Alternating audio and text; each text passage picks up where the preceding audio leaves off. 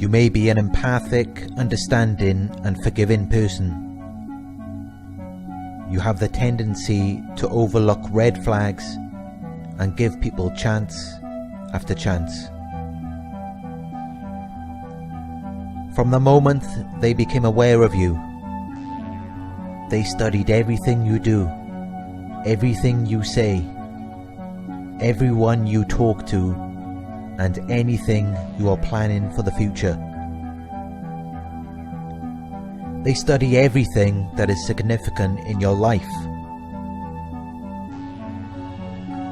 They want to learn anything and everything about you and your life, so that they can later use it against you.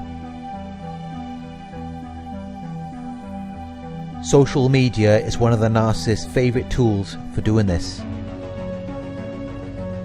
New studies have shown that people who are more narcissistic are more likely to be compulsive Facebook users.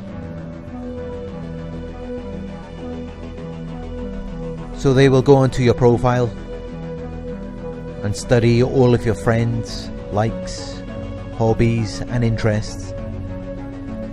They will find out where you are working. They will study your photographs to see what kind of places you go to. They will even look through your older photos and scroll down to the bottom of your timeline to study your past. I remember my ex-narcissist was very eager to know about my childhood, growing up into being a teenager. They will take note of everything they see on your profile, and they will take note of everything you say to them. As time goes by, it will appear as though they know more about your past than you do.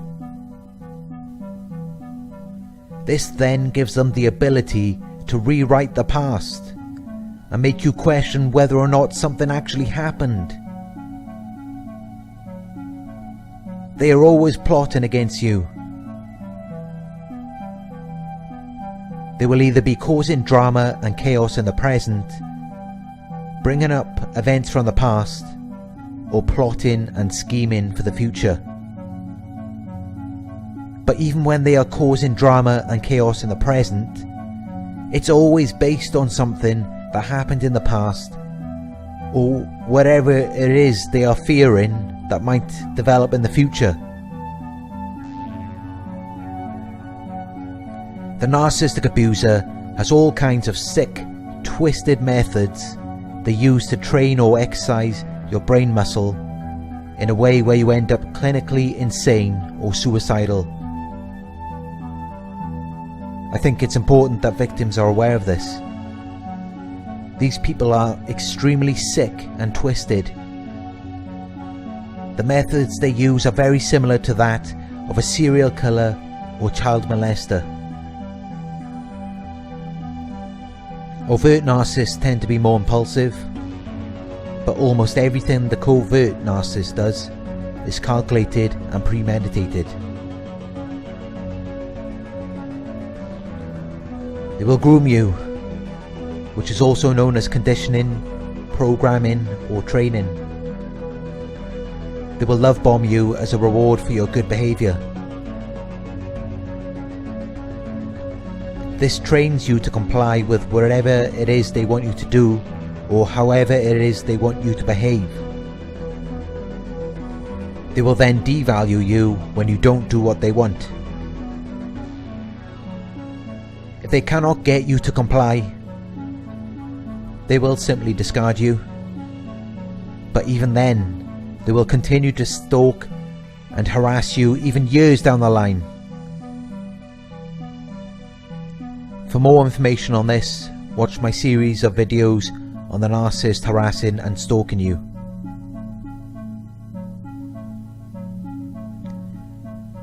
And all of their intense studying of your past, present and potential future isn't done by just one person. They will often recruit groups of other narcissistic people, known as fly monkeys, apaths or enablers. Some of the fly monkeys get stuck in this social validation loop of trying to please the narcissist and each other. It becomes an addiction and an obsession. I believe that they use their abusive and manipulative nature to regulate their own self-worth and self-esteem. It releases dopamine within their brains, which gives them a sense of reward, and this soon becomes their drug of choice. Some fly monkeys will go along with the abuse because they don't want to be the target themselves. For more information on these personalities, please watch my video on the fly monkeys and the smear campaign. You might find it cute at first that they are studying and stalking you. I've heard some people say that they have found it flattering. But this is actually a very serious and dangerous situation, which often ends with somebody dying. You see, all serial killers and child molesters are narcissists. And at a point in their lives, they were probably no different than your abuser. The only difference now is that they have killed someone, and not much has to change for that to happen. During the devaluation phase, they abuse you more and more, to the point where it no longer satisfies them. At the discard phase, they could potentially kill their victims or nudge them to suicide. This is more common than people think.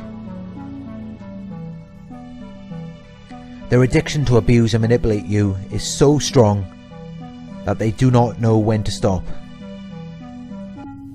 It becomes normalized over time, and what was considered extreme and uncivilized at the beginning soon becomes second nature by the end. They do not feel responsible for your feelings, actions, choices, wants, needs, well-being, ultimate destiny, even though they do everything they can to have a negative impact on these parts of your life. Narcissists believe that your life is theirs and they should be in control of it. They see you as an object or an extension of them. So your body, mind and soul is theirs. They want to control your thoughts, where you go, what you do, your self-worth, your self-esteem and self-belief. They want to induce endless stress, anxiety and paranoia within you. They will take control of your body, mind and soul because they believe it is theirs.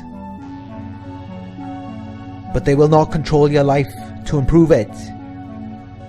They will control only to destroy every aspect of your body, mind and soul, and every part of your life.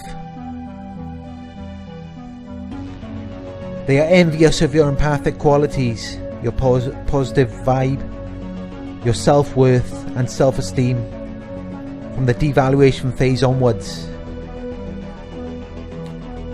Their intense feelings of envy will cause them to take everything from you. They will dig a hole and put you in it.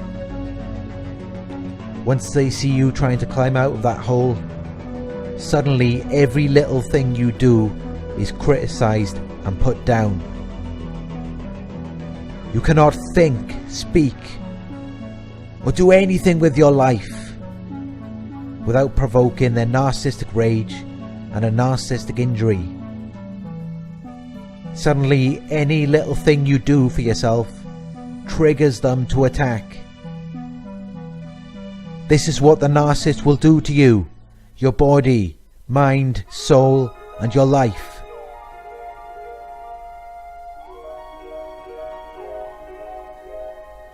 The narcissist is a coercive manipulator, a sadistic emotional predator, an abuser, and a stalker.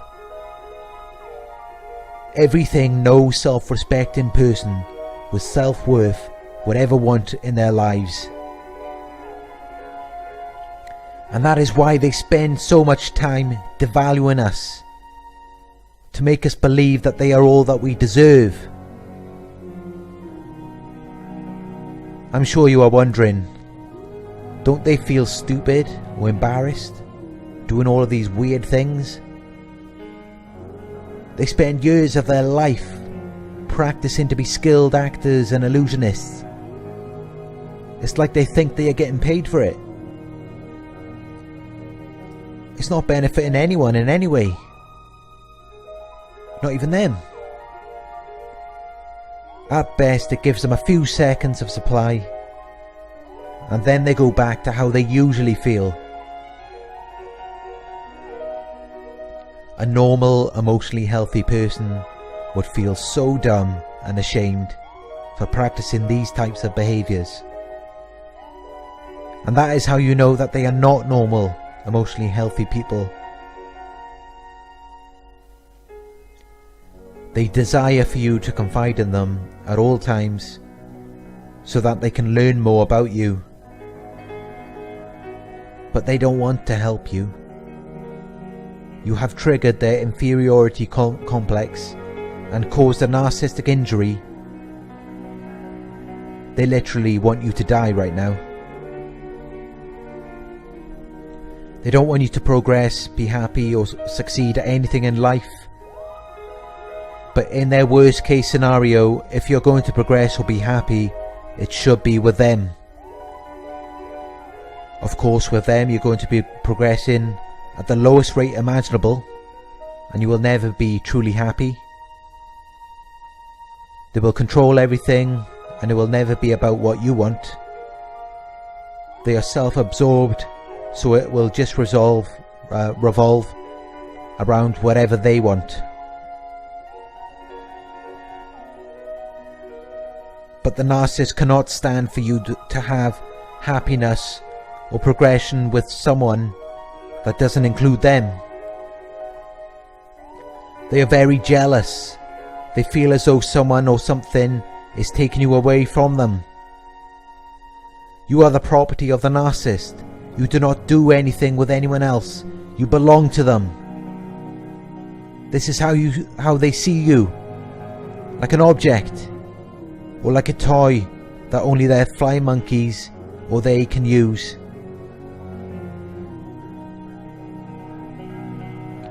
I have noticed that after studying you, the narcissist will not only mimic you, but they will mimic everything that relates to you and everything that appeals to your own ideals. They want to be noticed. They want to be heard. You are being noticed and heard, so they mimic you and everything that you are interested in.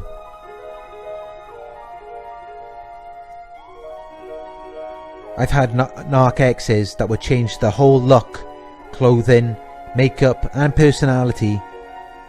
They would take on the role of a celebrity I liked, or if I saw someone on TV I was attracted to. They think they can change their looks, makeup, and suddenly they're a different person. They hate their true selves, so they try to appeal to your own ideals. They will do anything to be noticed by you, anything to relate to whatever it is that you are interested in. They are desperate for attention, validation and approval. Their purpose in life is to obtain supply from you. So don't take anything they do personally. It is nothing more than an attempt to control you and obtain supply.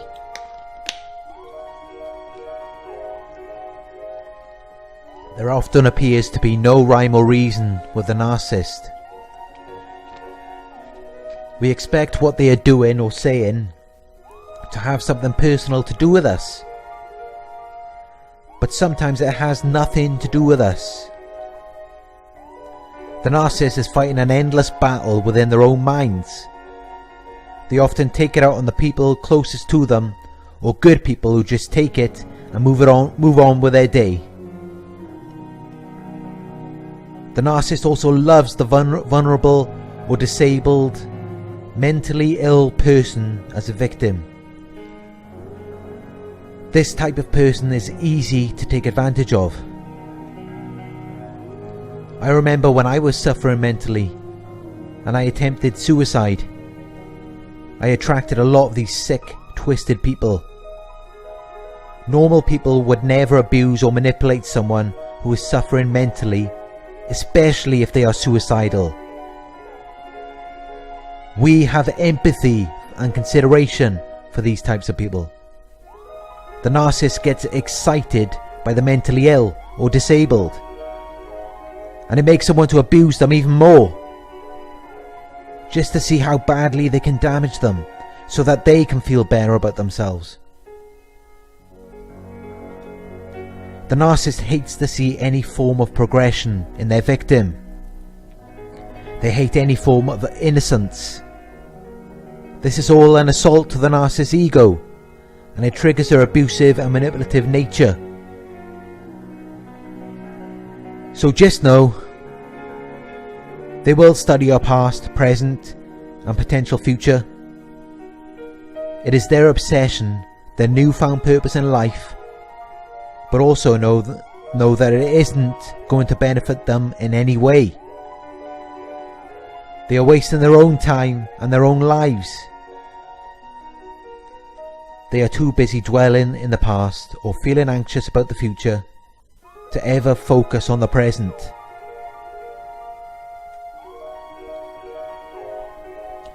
You are who you are because you put the work in.